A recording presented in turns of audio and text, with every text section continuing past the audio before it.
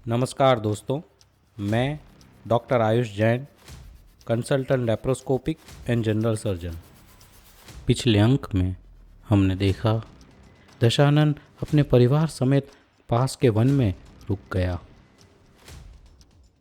अर्धरात्रि को सब सो रहे थे तो अचानक जोर जोर से हाथी की गर्जना सुनाई देने लगी। गर्जना इतनी भयानक थी कि मानो लग रहा था कि कई कई हाथियों का समूह धरती को कंपाता हुआ चल रहा है। मंत्री ने देखा तो एक ऊंचा, विशाल और विकराल हाथी उसे दिखा, जो अपनी मस्ती में जंगल के पेड़ उखाड़ते हुए आ रहा था। इस मदमस्त हस्ती को देखकर मंत्री को विश्वास हो गया कि यह जरूर हाथी बहुत शक्तिशाली होगा, क्योंकि अगर ऐसा नहीं होता तो अब तक कोई ना कोई ने तो इसे वश करके अपनी हस्तीशाला की शोभा बढ़ाने के लिए रख लिया होता। ऐसा उत्तम लक्षणों वाला हाथी बहुत कम होता है। मंत्री ने यह सूचना दशानन को दी तो दशानन हाथी का वर्णन सुनकर उसे वश में करने के लिए कृत निश्चयी हुआ और 200 करोड़ सिंहों की शक्ति रखने वाले दशानन ने इस हाथी को कुछ ही समय में वश कर लिया और हाथी का नाम रखा गया बहुनालंकार। दशानन का परिवार अत्यंत हर्षित हुआ और उसी समय सूर्योदय हुआ। ऐसा जान पड़ रहा था मानो सूर्य की किरणें दशानन के इस पराक्रम को मंगल कलश समर्पित कर रही हों। जैन शास्त्रानुसार रावण प्रतिवासुदेव था और प्रतिवासुदेव की शक्ति लगभग 200 करोड़ सिंहों की शक्ति के प्रमाण के बराबर होती है। उनका शरीर का संघीयण अर्थात शरीर का बंधारण भी अत्यंत मजबूत होता है। जैसे कि अगर हम 1-2 मंजिल से गिरें तो हमारी तो हड्डियां टूट जाती हैं। उनके साथ ऐसा नहीं होता। उनका शरीर भी उसी हिसाब से उतना ही मजबूत होता है और इसी प्रकार उनका मन भी उतना ही मजबूत होता है। इसलिए उनके भाव जो उनके मन में उत्पन्न होते हैं वो भी उतने ही स्ट्रॉन्ग और मजबूत और पावरफुल होते हैं। और यह बात उस काल के लगभग सभी मनुष्यों के लिए थोड़े बहुत प्लस माइनस के साथ एप्लीकेबल है। इसलिए उस काल में कर्म बंधन भी अत्यंत प्रबल होता है। वह सारी शक्ति वह जीव या तो पॉजिटिव या तो नेगेटिव दोनों ही तरफ उतने ही इंटेंसिटी यानी कि तीव्रता से उपयोग कर सकता है। इसलिए उस काल में उस समय के लोगों का कर्म बंधन भी बहुत भारी होता था और उसका परिणाम भी बहुत भारी होता था। इसलिए उस काल के सारे जीव बहुत ज़्यादा पाप और पुण्य दोनों का बंधन कर सकते थे। वह इतना पाप बांध सकते थे कि 7वीं नरक तक जा सकें, जो सबसे ज़्यादा निकृष्ट नरक है, और इतना ज़्यादा पुण्य बांध सकते थे कि 12वें देवलोक और उससे भी ऊपर सर्वार्थ सिद्धि विमान, जो सबसे ज़्यादा टॉप मोस्ट देवलोक है, वहाँ तक जा सकते थे।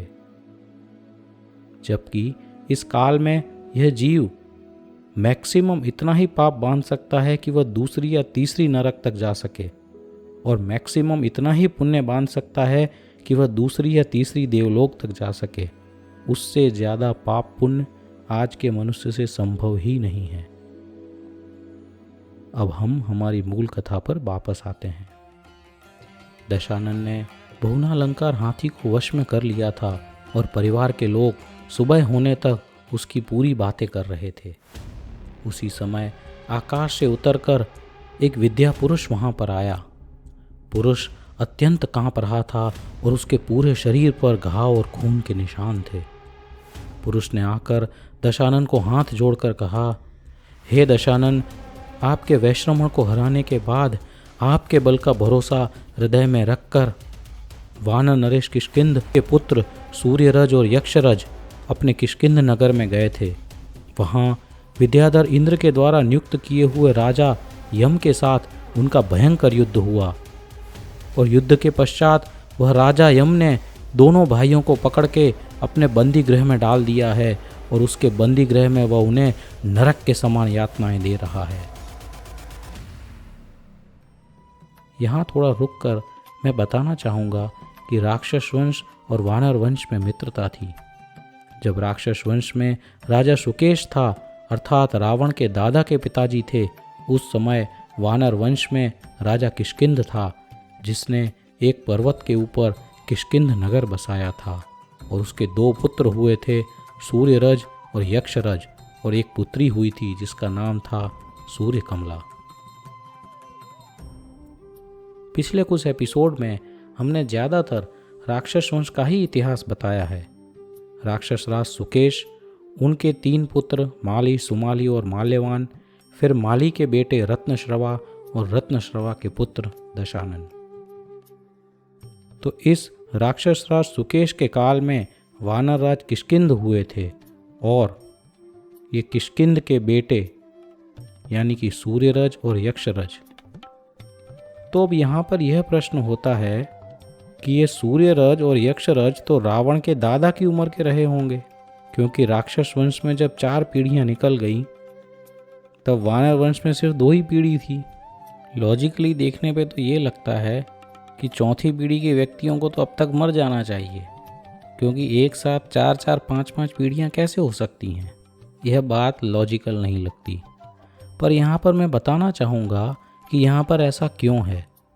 शास्त्रानुसार रामायण का समय काल 7 से 8 लाख साल पहले के आसपास का है। उस समय के मनुष्य, पशु, पक्षी, पेड़ पौधे सबकी काया विशाल होती थी। शरीर का संघीर्ण भी मजबूत होता था, मन भी बहुत मजबूत होता था, जैसा हमने पहले देखा, और उसी अनुपात में उनकी आयु भी उतनी ही ज़्यादा होती थी। शरीर की ऊंचाई, चौड़ाई वह आज से लगभग दुगनी या 3 गुनी होती थी। यह सब शास्त्रानुसार बातें हैं। मतलब सिर्फ मनुष्यों की आयु नहीं, सारे पशु पक्षी, वनस्पति, मनुष्य सबकी आयु ज़्यादा होती थी।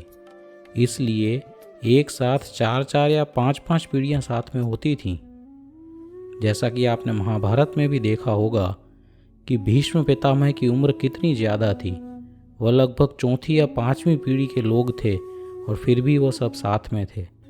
लेकिन ज़्यादातर किस्सों में 4वीं या 5वीं पीढ़ी का वर्णन इसलिए नहीं आता है क्योंकि कुछ समय बाद राजा अपने पुत्र को राज्य देकर वानप्रस्थाश्रम की प्रथा के अनुसार सब कुछ छोड़कर जंगल में जाकर या गुरु के आश्रम में जाकर अपनी आत्म साधना का कार्य करते थे।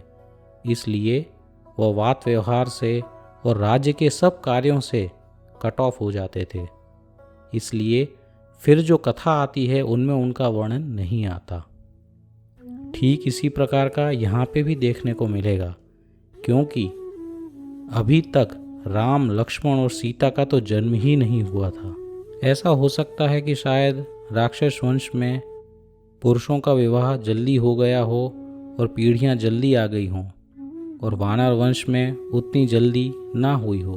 तो चलिए अब हम हमारी बात पर वापस आते हैं।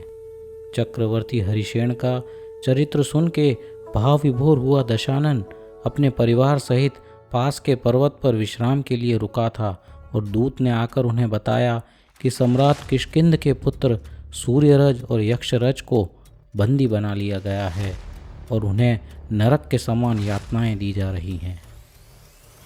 घायल दूत ने आगे कहा, हे दशानन, इंद्र विद्याधर द्वारा नियुक्त लोकपाल यम भी स्वयं को यमराज समझता है और अपने नगर के बाहर हाड़, मांस और परु की बहती वैतरणी नदी का उसने निर्माण कराया है, जो कि नरक में होती है।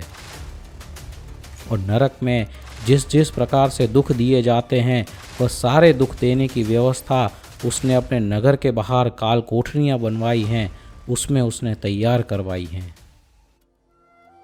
घायल दूत से यह सब सुनकर दशानन का हृदय द्रव आया।